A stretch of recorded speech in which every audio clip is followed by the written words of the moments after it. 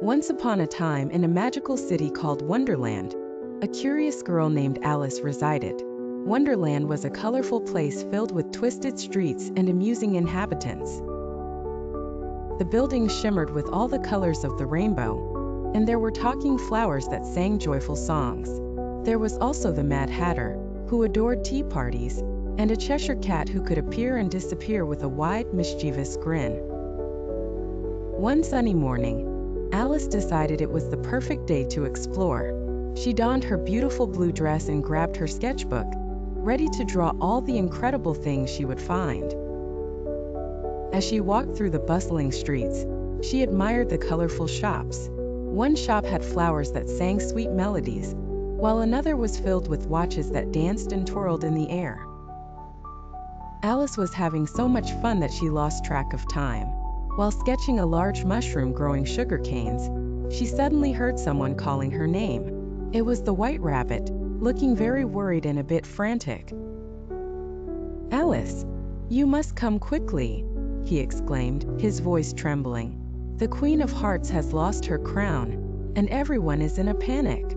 Alice's heart started to beat faster, filled with curiosity and concern. "I'll help you find it," she said, determined to set things right.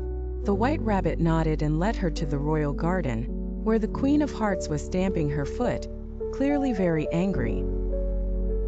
"Who took my crown?"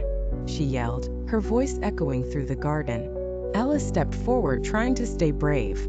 "I can help you," she said. The Queen, although still angry, paused and nodded. "Very well, but do it quickly, or else," she warned, crossing her arms. With the White Rabbit by her side, Alice set off on her adventure.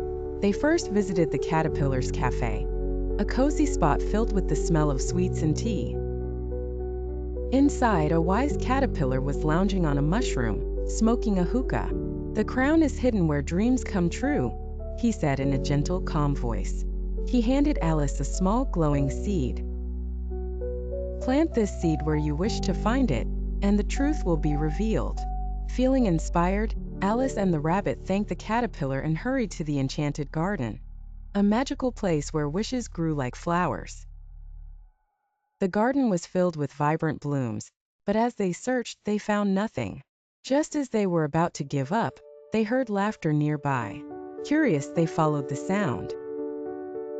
To their great surprise, they came upon a group of playing cards dancing around a small, shimmering pond. "Is the crown here?" Alice asked, her heart pounding with excitement. The cards stopped dancing and looked at her. "The crown is ours," declared one card, waving its arms. But other cards protested, saying it belonged to the Queen. Alice took a deep breath and spoke with confidence. "Return the crown to the Queen together. It belongs to her, but it also represents our friendship and fun in Wonderland. We can all celebrate."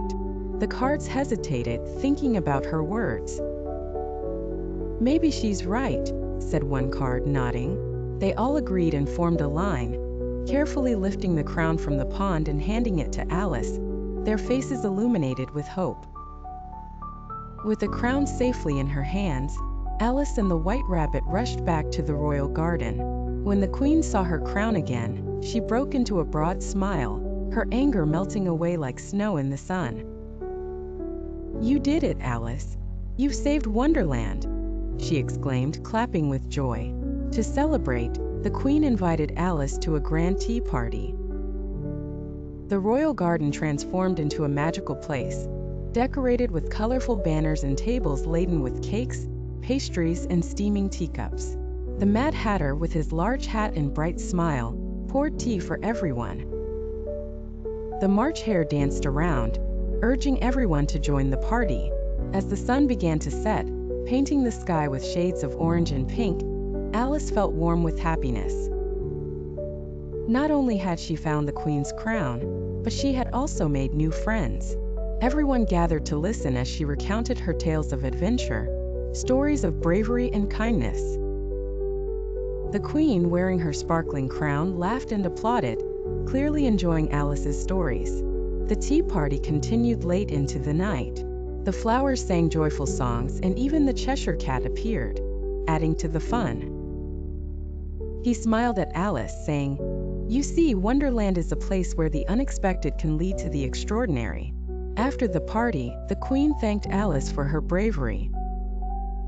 "You have a wonderful spirit, Alice. You remind us all of the magic of friendship." Feeling happy and fulfilled, Alice knew she wanted to return to Wonderland again and again. She realized that in this enchanting place, everyone could be friends, no matter how different they were. That night, as the stars twinkled in the sky, Alice lay in her bed, thinking about her adventures. She dreamt of dancing cards, singing flowers, and laughing friends. She couldn't wait to visit Wonderland again and create more magical memories. From that day on, Alice became a cherished friend of Wonderland. She frequently returned, bringing her sketchbook to capture the whimsical sights and new friends she met. She learned that courage, kindness, and a bit of imagination could make every adventure special. And so the laughter of Alice and her friends filled the city, reminding everyone that true magic comes from friendship and sharing adventures. In Wonderland, the ordinary became extraordinary, and Alice knew she would always find joy there.